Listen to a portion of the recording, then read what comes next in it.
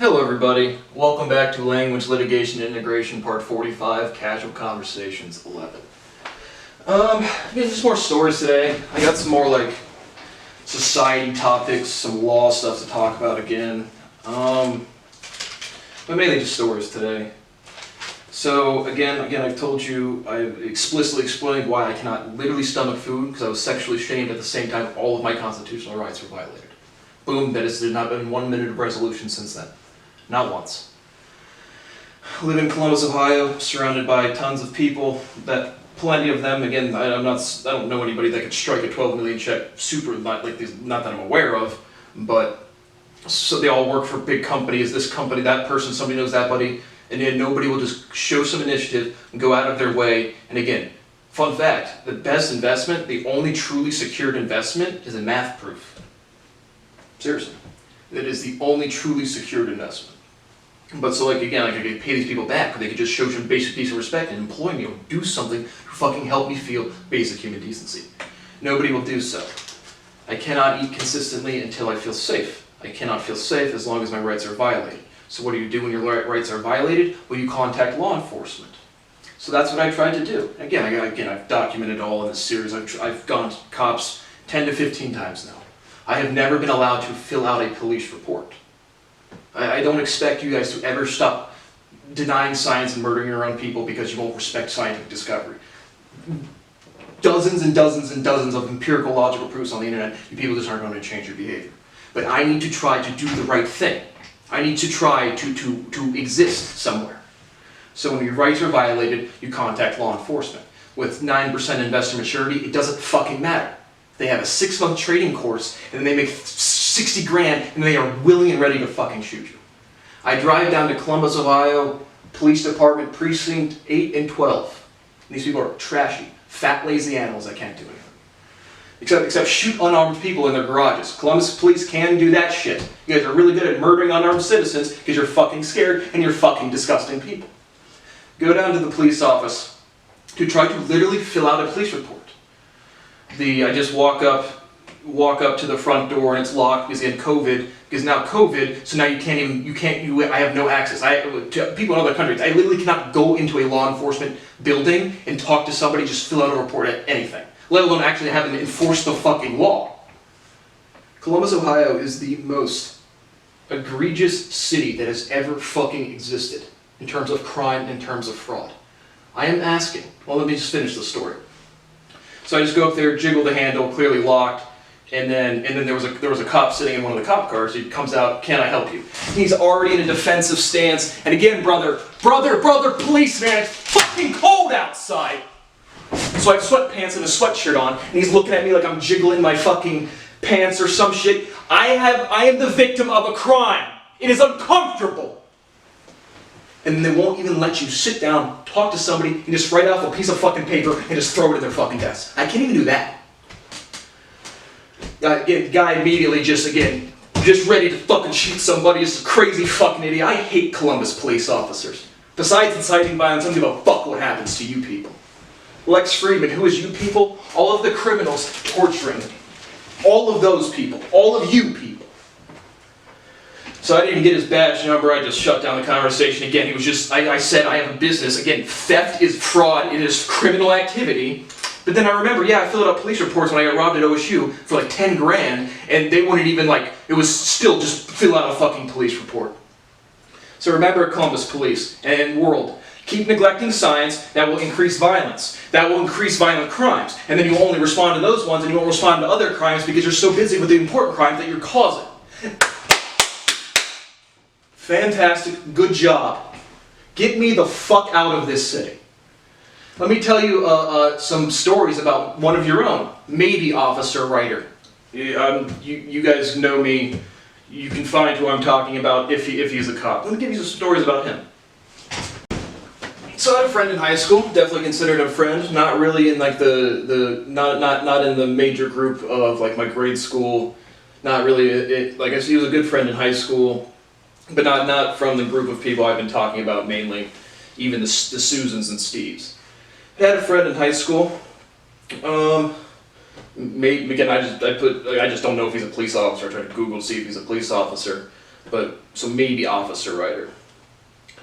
But in high school, like I said, we didn't really party much. We didn't really do mischief months much. We did a little bit of like Drano bombs, like whenever you put like just chemical cleaners and put it in a 2-liter and it blows up.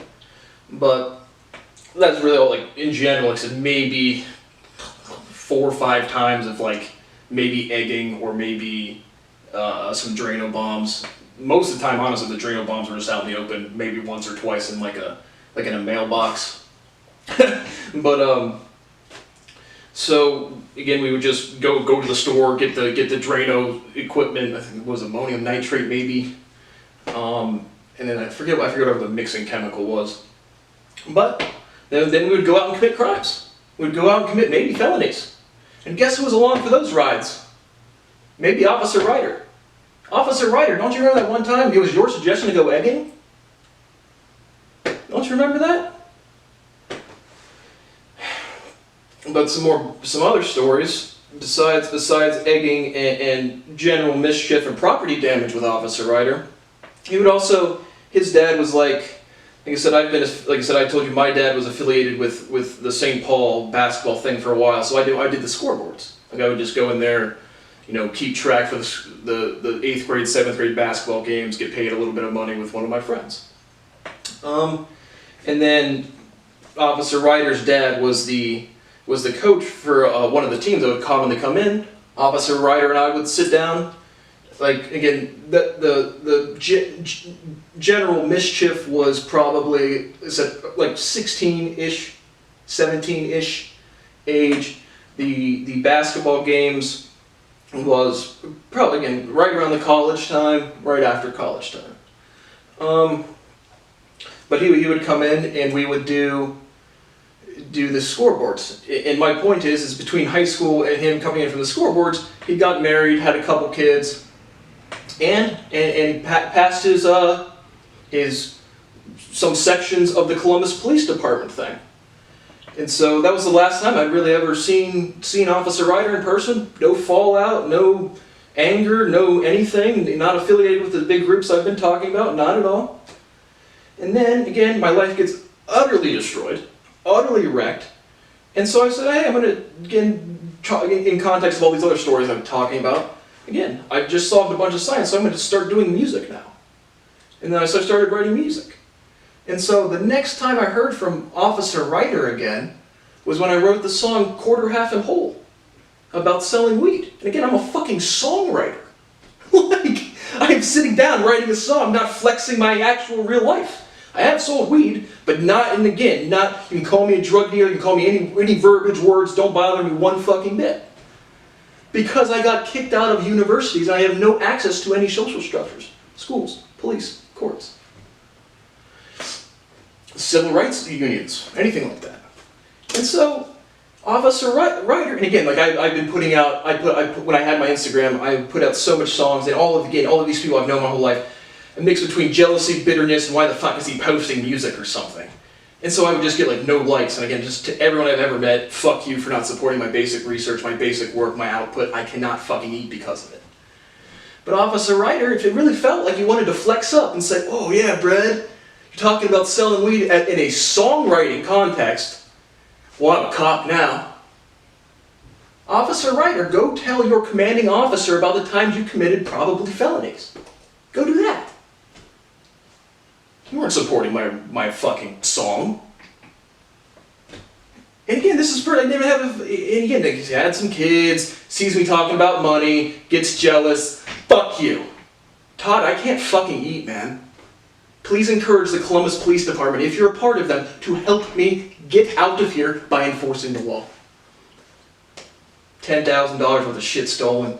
Again, defrauded out of trillions of dollars of wealth today.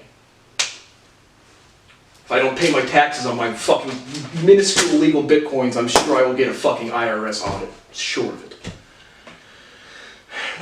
So those are some great stories about one of your own officers. Columbus Police Department, you are disgusting, trashy fucking failures. Andrew Ginter, I see your new commercial. We're gonna hire 2 more black people, solving racism, baby. Yeah, buddy. Yeah.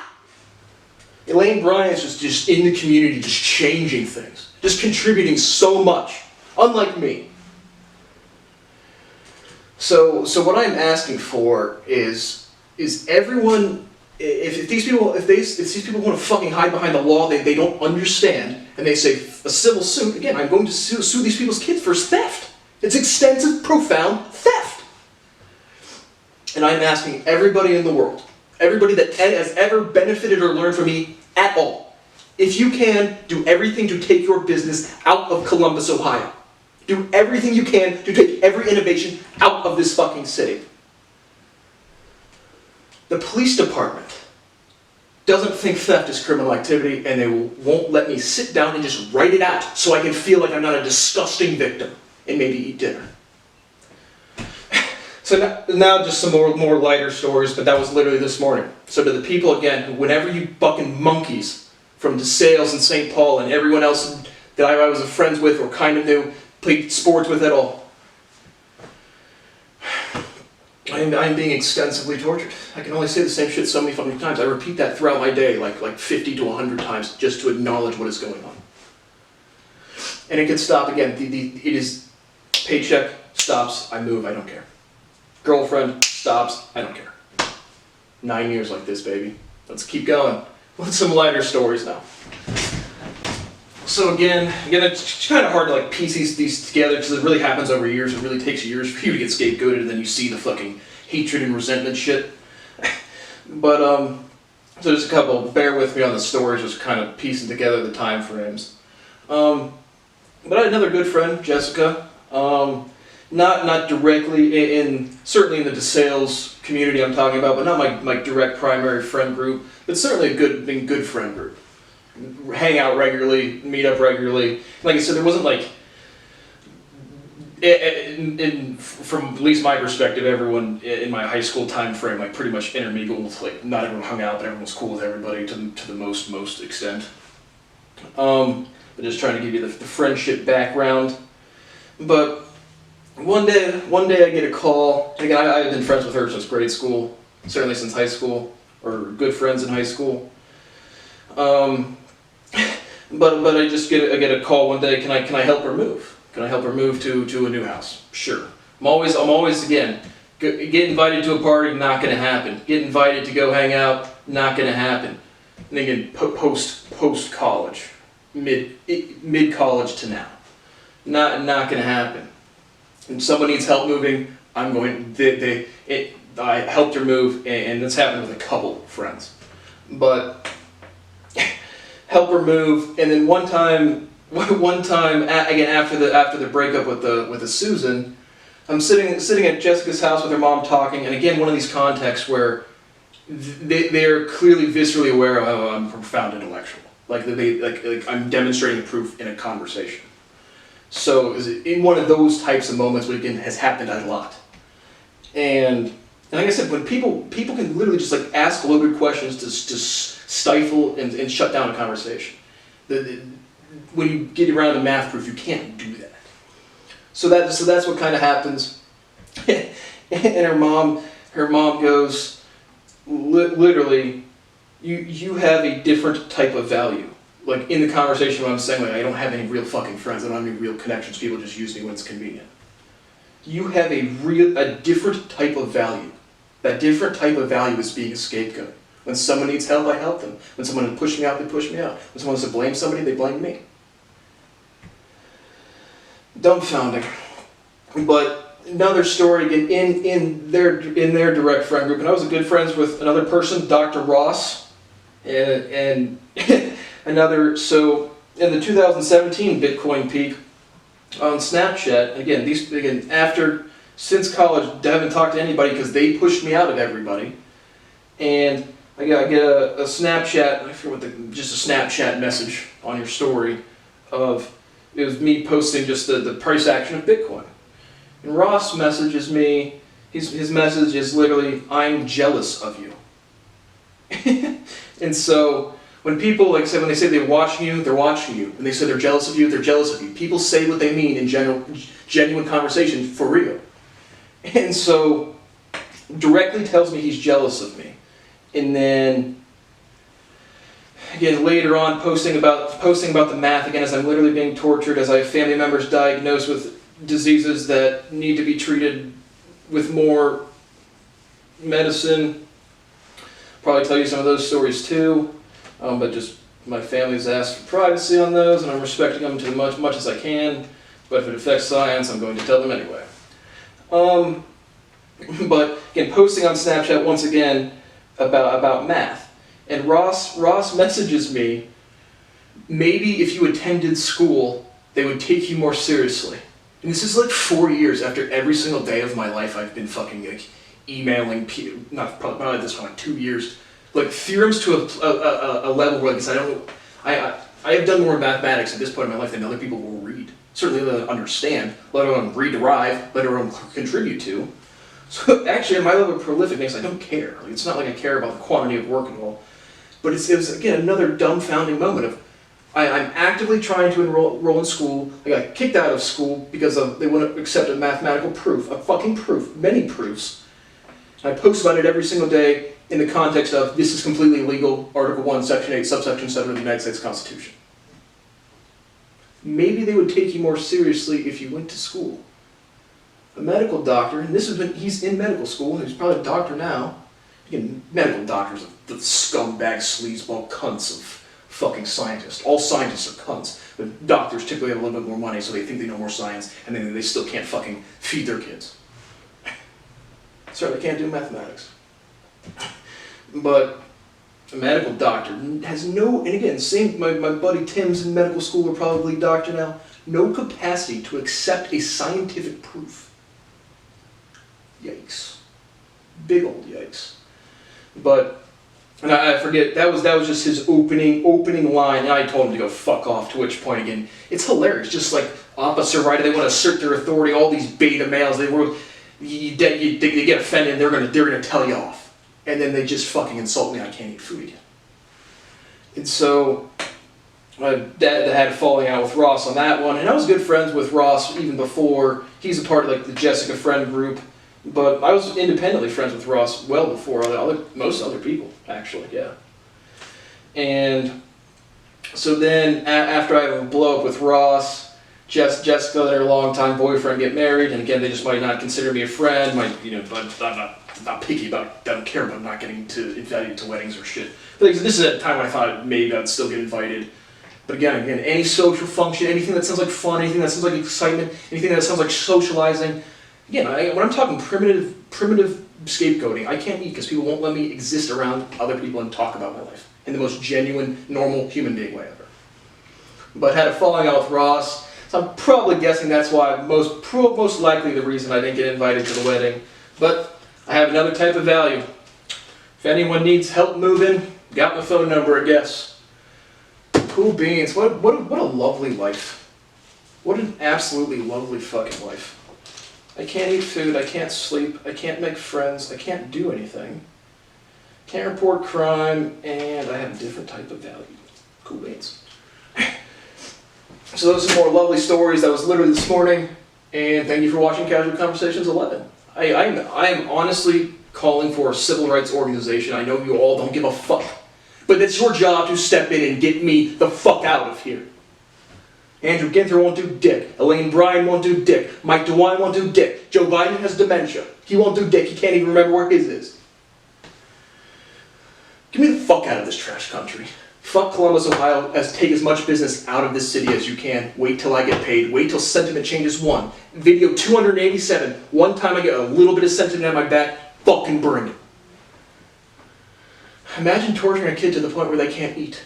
As a child. Imagine being a 9-year-old, everyone else is fitting in, going here, and doing this, and you're just like, I can't, I'm going to get tortured.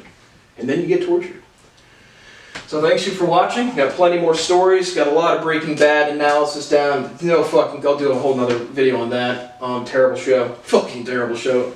Well, right now it's at a D-. An F is if I just literally walk out of the movie or stop. And this is the only reason I haven't stopped watching this is because I bought the whole series at once. But I'll do Breaking Bad, and again, like I said, I have some other law topics and just society topics to talk about, and still more stories. So, see you on the next episode. Always doing science, but again, if I could feel safe, I could eat, I could feel happy, I could think, and then you guys could stop saying, wow, he's really intelligent, he can still think anyway, and I could just be happy doing the same things. And that could occur. It won't. It really won't. It hasn't. If that stopped right now today, I will not believe my life can get better until it gets better and stays better for 20 fucking years. Thank you for watching. Again, remember, once crime gets committed against you and they don't let you even report the crime, like sit down and just write about it, it's still my fault and I'm a threat because I speak with a resonant voice. Which I can't, like, once you learn to sing, you can't, like, unlearn to sing. Thank you for watching. I'm being tortured. There's nothing I can do. And I wish I was fucking dead, man. This isn't fucking living. This isn't, I guess, the mathematics discovery that is nothing fun. I did it so fast I didn't even know what the fuck I was doing my whole life. I have no friends, I have no girlfriend, I have no ability, no potential for change. I can deal with torture. When I sit down and say, when does this resolve and how does it resolve? And the answer is, indiscriminately in the future, it's panic. That's the actual response. And then I still have to calm down, be clear, be crystal clear, and just get shit done. So, fuck everybody. Fuck your stupid fucking kids. Coming from me as a child, not a grown-ass man, as a kid, they got fucked by all the other kids. Fuck you. Not as a judge, just as a person. Fuck you. Thanks for watching.